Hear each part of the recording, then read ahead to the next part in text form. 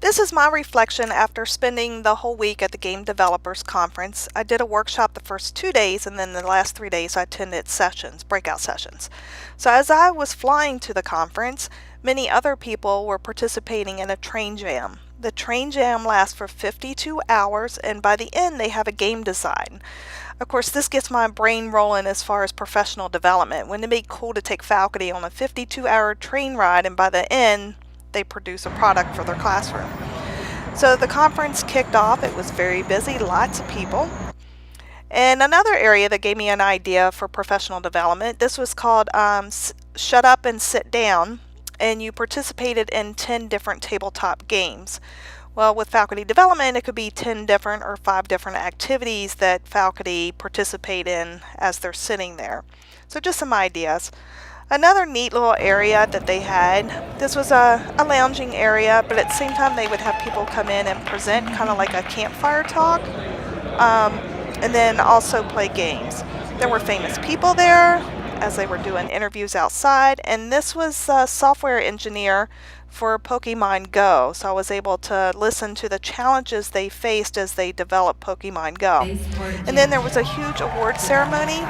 This was what they call indie games, and these are newly made games by independent game companies, so not your big commercial giants, but people that are developing games. So I'll let you watch a little bit here.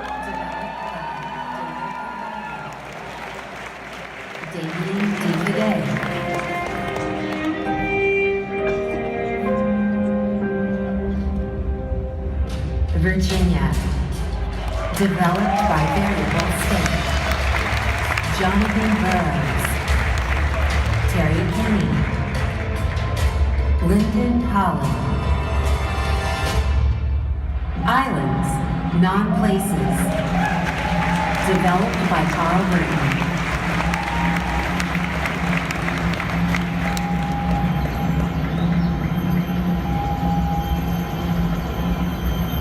Leave Oma, developed by Gloria Copeland.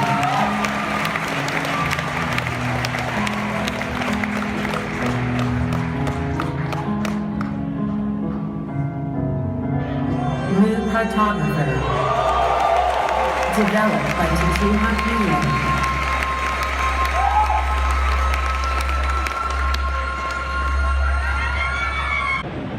Virtual reality games had a huge presence at the Game Developer Conference this year, and right here you can see the Google Daydream.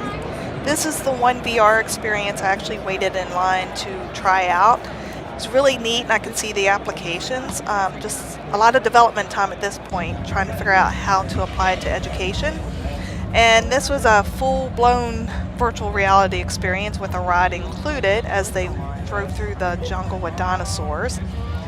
And one group took a little bit further and put their participants in horrible dinosaur costumes. They're not even playing as a dinosaur. I guess it was just funny for people to watch. Believe it or not, this line was long. People were waiting to put on this costume to embarrass themselves, as I would put it. One presenter made this really neat infographic for their profile and their experience. I thought that was kind of cool, so I want to adopt that. And then the one session was based on mobile and just gaming in general and what devices are being used. Mobile's one of the top devices for gaming right now. Another one talked about just game design concepts and what the workflow is. I thought it was kind of interesting and made me think about instructional design workflow.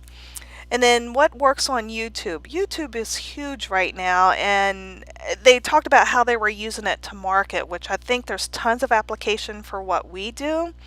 And they even put they would not even consider developing a game if it was not YouTube friendly. And it's like, in a way, we should kind of think about that when we talk about classroom instruction. And finally, of course, the food was excellent and delicious at the conference.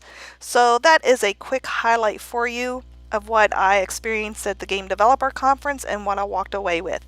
Thank you for listening.